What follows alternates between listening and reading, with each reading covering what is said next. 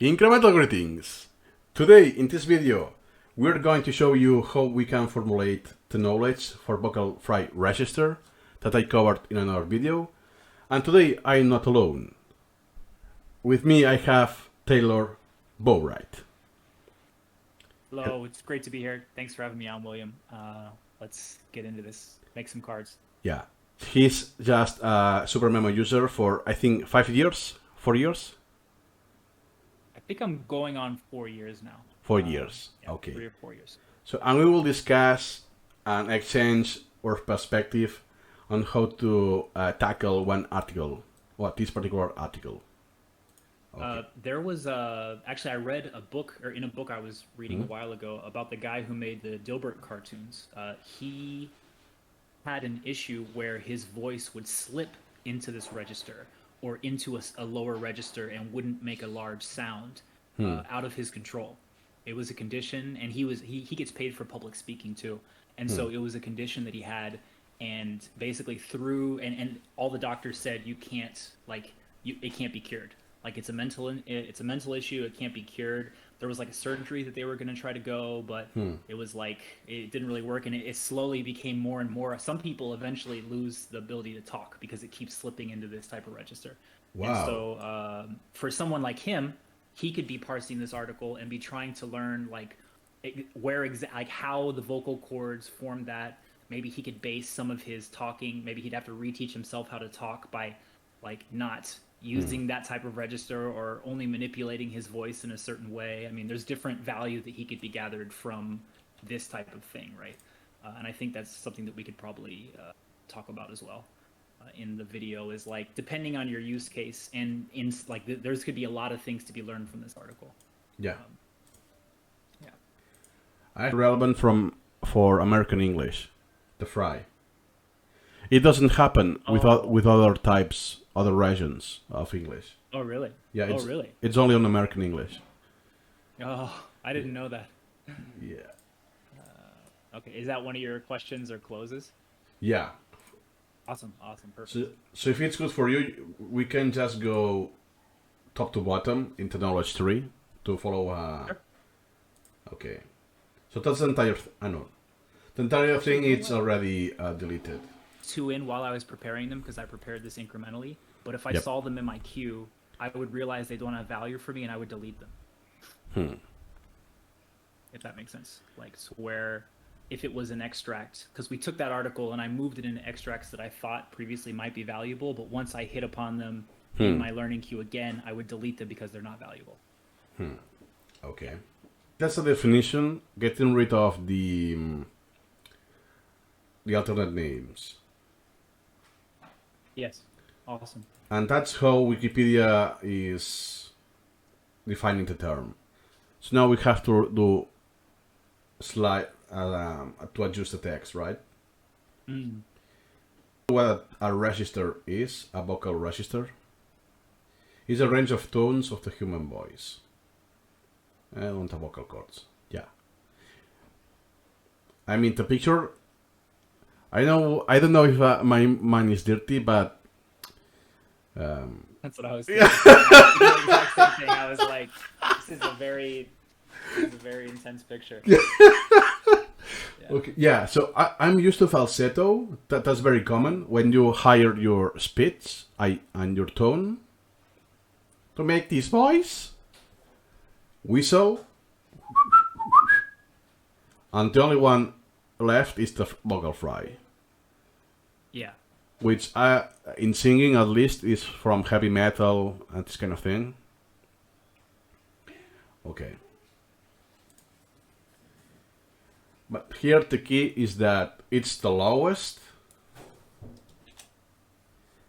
and how it's done, how it's produced. That is going through a loose, glottal closure. I'm just outlining the keywords here. Yeah. Permits the air bubble. So that's how it's done in an anatomical perspective. What happens in the human anatomy to produce this. So now I think those will be 2 items. One is about typical fry register which one it is among the human registers that exist. Oh, it's the lowest. And the other will be how it's produced. So I will make an extract of this.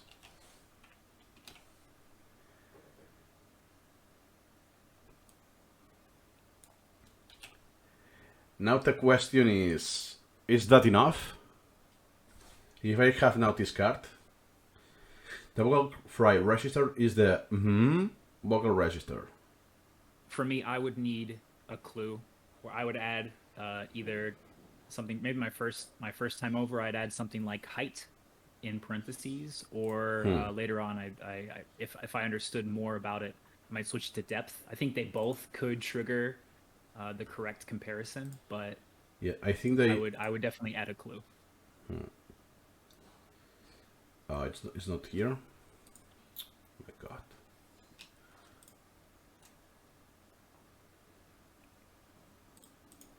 Wikipedia is using higher and lower, I think. Highest and lowest. Okay. So for now you will be using height.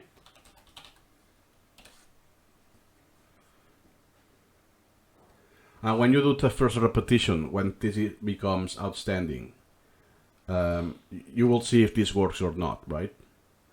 Yes. Or perhaps some other time in the future. Okay. Yes. Especially if I get it wrong.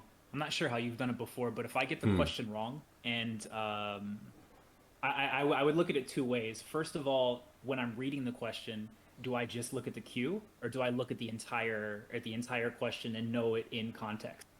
And the reason is, like, there is a risk of adding too detailed hints, because sometimes they may give the answer away, which I don't want, right?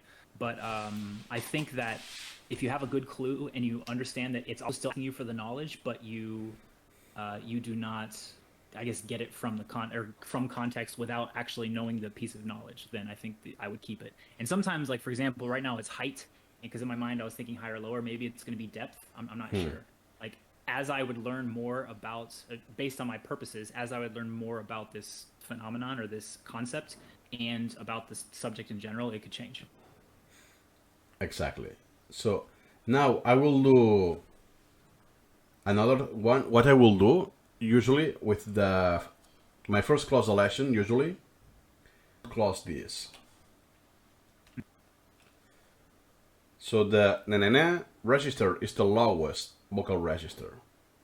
Yeah. Which, what happens is that it's the same in the title, in the metadata. That's why I have one template to hide these. So Nice. I don't do this right away. What do you think about this approach of using this? I think it's good. Sometimes, I guess early on, I would definitely have closes, and the closes would stick. Sometimes, though, if I do have too many clues, or I think I can reformulate it into a question-answer pair, I might also formulate this into a question-answer pair, depending on my own personal use case. So, I mean, this is pretty straightforward, where you could change this into which register is the lowest vocal register, and then have the back be vocal fry as the answer. But I think they're both, in this situation, they're both pretty equivalent. I think those are pretty similar. Yeah. Okay. And now we have left, well, usually we will do this another day, incrementally. But just for the sake of the video, we will do everything in one session.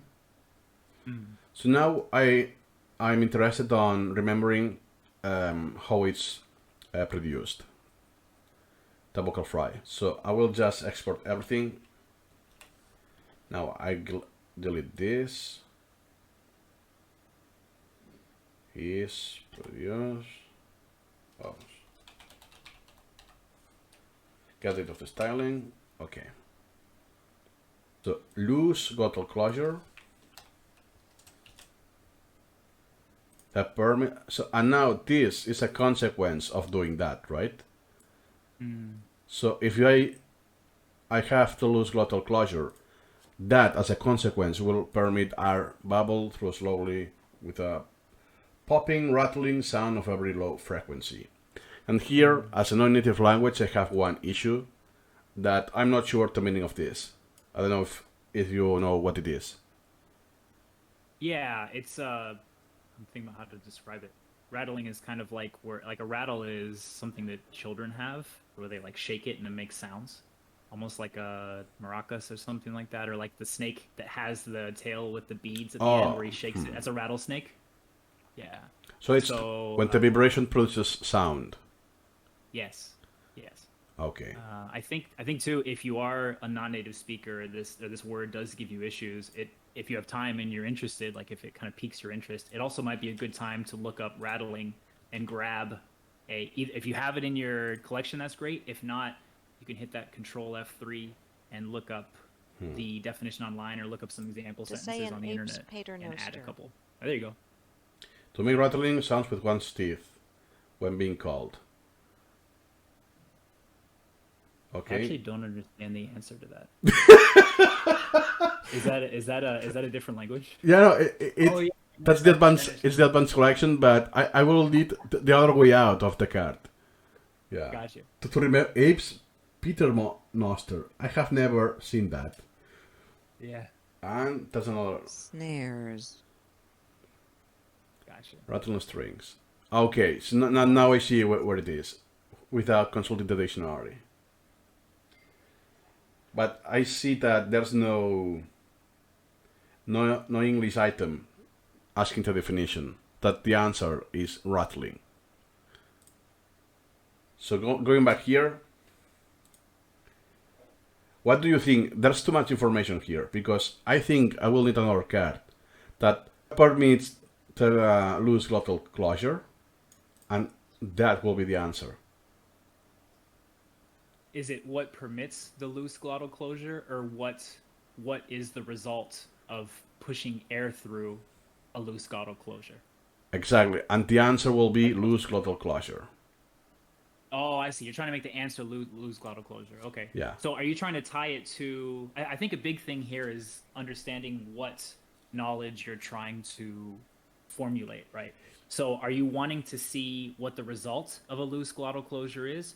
Or are you trying to see how the vocal register, how your glottal closure needs to be, I guess, what the tenseness of your glottal closure needs to be to do the vocal fry register? Exactly. Are you trying to say that one? Okay, yeah. Yeah. So I mean, you could even, yeah. So if I want to use it consciously on purpose, what I need to do? I see. I mean, you could make another extract. The vocal fry register is produced through a loose glottal closure, and then make a close that the vocal fry register is produced through A, and then have close out loose, right? So you know, at least with this type of item, you would know that, yeah. I think here, though, if you close all three of those words, it might be hard for you to remember, one, the tenseness of your glottal closure, and two, which part of the body needs to be loose, right? So so you might want to, if it was me and this was very important for me to understand, I guess, how my glottal closure, which I don't even know what a glottal closure is personally, but if I needed to know this and I knew what maybe I'm doing like speech therapy or speech science, maybe that's, I'm actually like I don't even know what that type of doctor or professional would be, researcher. I guess like I don't even know. But I would be able to close out loose and then glottal closure, and then give myself a hint. And then also what I could do is I could say what piece, like you could, I think, close out glottal closure, but I think that it would be difficult to, because if that's the only mechanism that's happening, it'd be easy to remember, because you know that you would know that that's the part of the body, or the part of the, I guess, the larynx or the throat. But if there's multiple parts that are acting together, it might be hard to realize which part's loose and which part's not loose, because it could be I guess a sequence of parts that are kind of put together.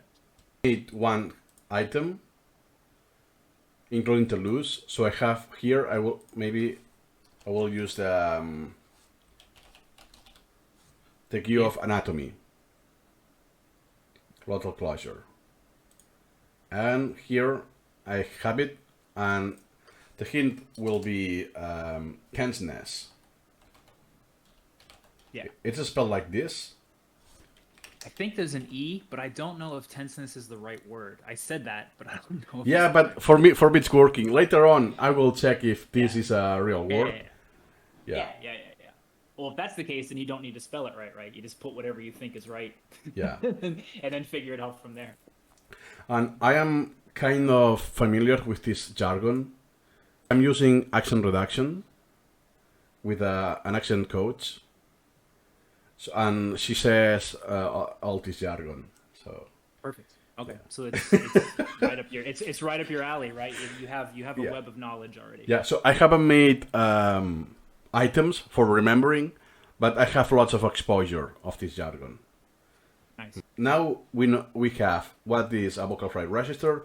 We know it's the lowest produced and how being loose with the glottal closure. And I think there's nothing left. Yeah. Now I want to remember this is causing. If I have a loose glottal closure, what happens? It's going slower, popping and rattling sound of very low frequency. Very low frequency. Sorry, that's a given because this register is the lowest. I'm wondering, do you think it is important for you to know, because so they're describing the air bubbling slowly with a popping or rattling sound, right? But it seems that this popping or rattling sound is a description of the actual sound, and it might be relative. That's a good point. It seems that with that, it might not be as beneficial as having an item that on the front it says what kind of sound, like make an audio card. Like you could get an audio clip of, if you're really interested in this, you get an audio clip of the vocal fry, and then you would say what type of sound does like having a low glottal closure like I guess enable a human to make or people to make, and then you could have the actual audio on the back. Yeah, exactly. I was expecting this to make the audio card, but also I personally won't use this because you can get to that with the information you already have. Because a low frequency is implying slowness, less speed. Because the more pressure, the higher the speed, the higher the tone, the frequency. I see. Yeah, so that's a given. I don't need to memorize that. Well, I actually didn't know that. So I guess in that sense, I guess physics knowledge or some type of knowledge in that sense is lacking, and so it would be hard for me to jump there. But it sounds like since it's a given for you, you're able to do it immediately. If I just can make the... That's interesting too. With that card then, for example, like you describing this to me, also mixed with that card, it could totally lead you into thinking of that, like going into a physics direction if you're interested in that and you didn't know that. Like the speed high, speed low thing, that's a generalization that if you had that memorized explicitly, it'd be much easier for you to reason about a lot of things that have to do with sound. There's one YouTube video that someone made a video game that, do you know the Flappy Bird kind of game? But you control with your speech. So if you want to go higher, you have to speak higher. And if you want to go lower, you have to deepen your pitch. That's cool. Yeah, and it's very graphic. It's very easy to... A kid could understand that within a minute. Yeah. The other thing is if you are able to modulate your vocal cords to do what you try to do, that's another thing. Because that's a skill. You need training for that.